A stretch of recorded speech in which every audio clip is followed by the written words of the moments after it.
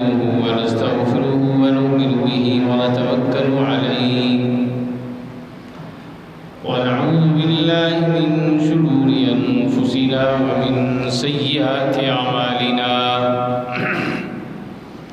من يهده الله فلا مضل له ومن يضلله فلا هادي له ونشهد أن لا لا شريك له ونشهد أن سيدنا وسندنا وحبيبنا ومولانا محمدا عبده ورسوله أما بعد فأعوذ بالله من الشيطان الرجيم بسم الله الرحمن الرحيم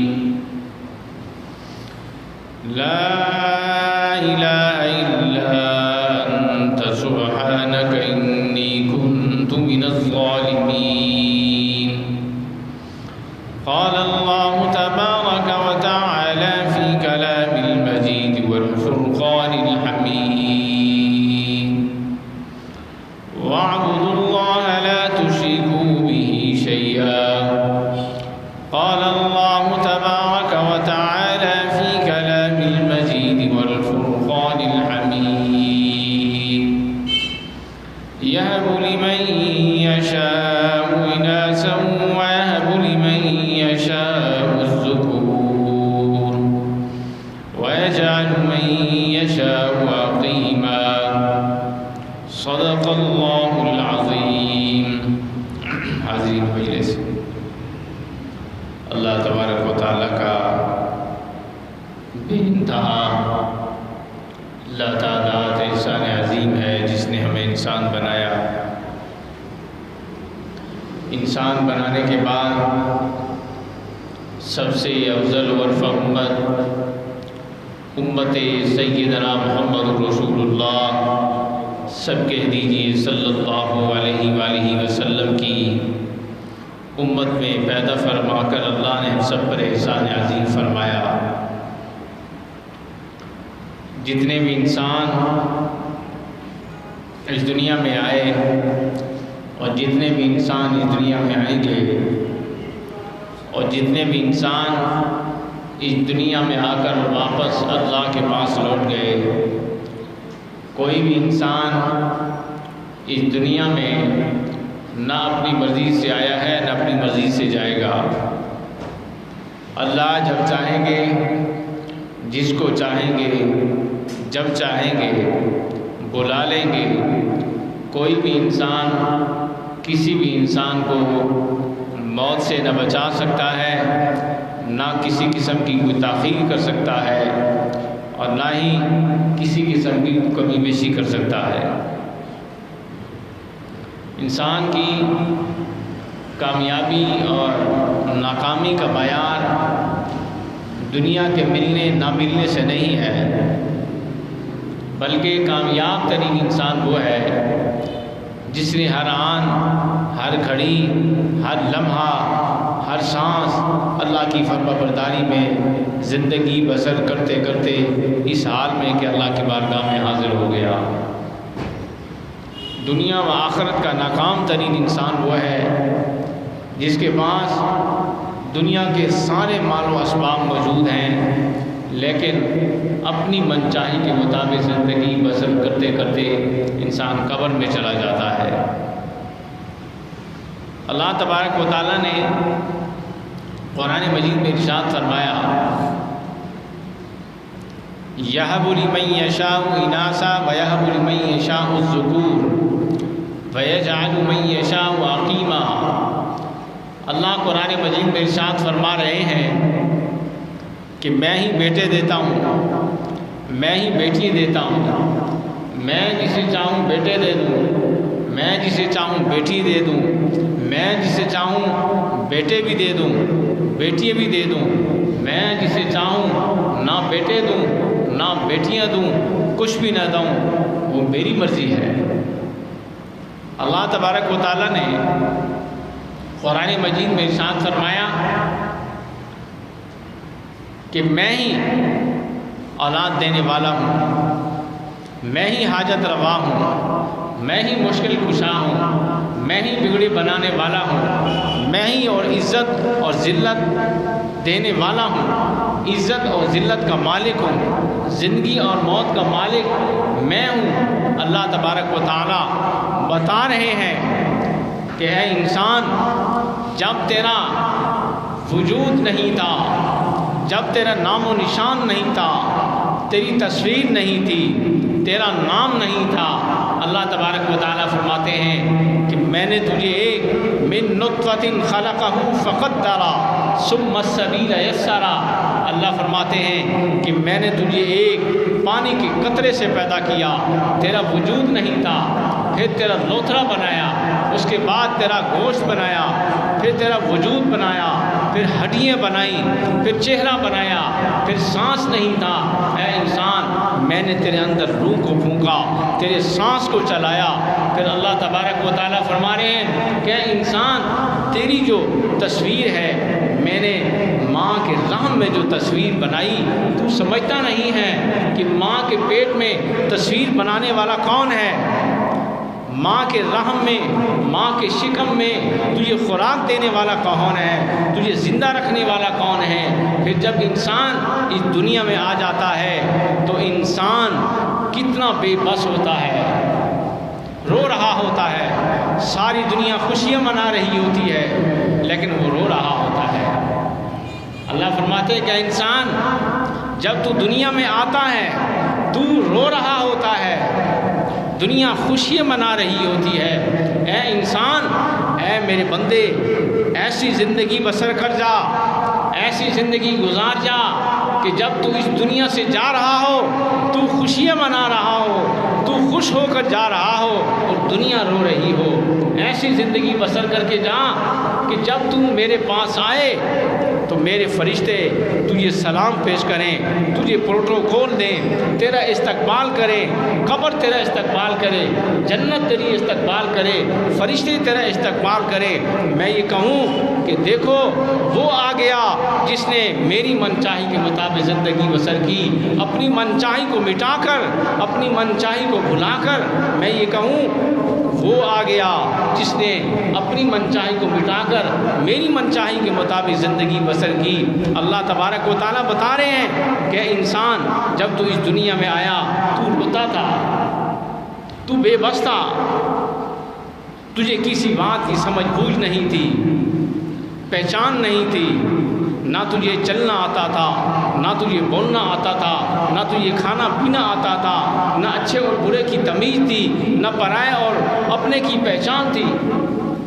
اللہ تبارک و تعالیٰ بتا رہے ہیں کہ اے انسان، یہ جو میں نے رشتے بنائے، پہچان کے لیے بنائے، یہ باپ ہے، یہ بہن ہے، یہ ماں ہے، یہ چچا ہے، یہ بھائی ہے، یہ خالہ ہے، یہ پھپھا ہے، یہ پھپھی ہے، یہ محبتیں میں نے تجھے دی، یہ تعلقات تجھے میں نے دیے، یہ رشتے میں نے جوڑے تیرے ساتھ۔ اے انسان، تجھے چلنا نہیں آتا تھا، میں نے تجھے سانس عطا کیا، روح تیرے اندر پھونکی، پھر جب تو چلتا تھا تو گر جاتا تھا، بغیر سہارے کے تو چل نہیں سکتا تھا،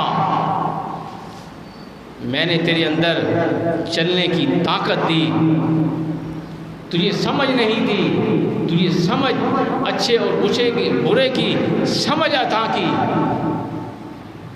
تجھے اللہ تبارک و تعالیٰ فرما رہے ہیں کہ تجھے کھانا نہیں آتا تھا، تجھے کھانے کا ڈھنگ، طریقہ، سلیقہ سکھایا، پھر تو جوان ہو گیا، پھر جب جوانی آئی تو جوانی میں اپنے آپ کو کچھ سمجھ بیٹھا کہ میں بھی کچھ ہوں۔ جب بڑھاپا آتا ہے تو پھر انسان واپس لوٹنا شروع کر دیتا ہے۔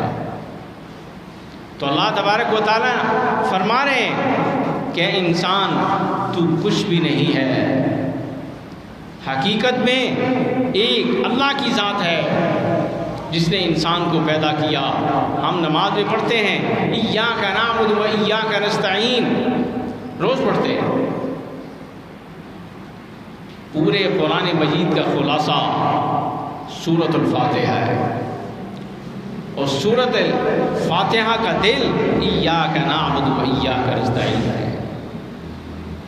جب ہم کہتے ہیں اللہ اکبر، اللہ سب سے بڑا ہے، یا اللہ ہم تیری بارگاہ میں کھڑے ہیں، تیری حمد و ثنا بیان کر رہے ہیں، ہم یہ عہد کر رہے ہیں کہ یا اللہ جی ساری تعریفیں تیرے لیے ہیں، تو ارحم الراحمین ہے، تجھ سے بڑا رحم کرنے والے کو نہیں۔ یا اللہ جتنی بھی نعمتیں تو نے عطا کی، یا اللہ یہ سب نعمتیں تیری ہیں، یا اللہ ہمیں بھی شکر گزار بندوں میں ہمارا بھی شمار فرما لیجیے۔ پھر کہتے ہیں ایاک نعبد و ایاک نستعین، کہ یا اللہ تجھ ہی سے مدد مانگتے ہیں، تیری ہی عبادت کرتے ہیں، تجھ ہی سے مدد مانگتے ہیں، تیری ہی عبادت کرتے ہیں۔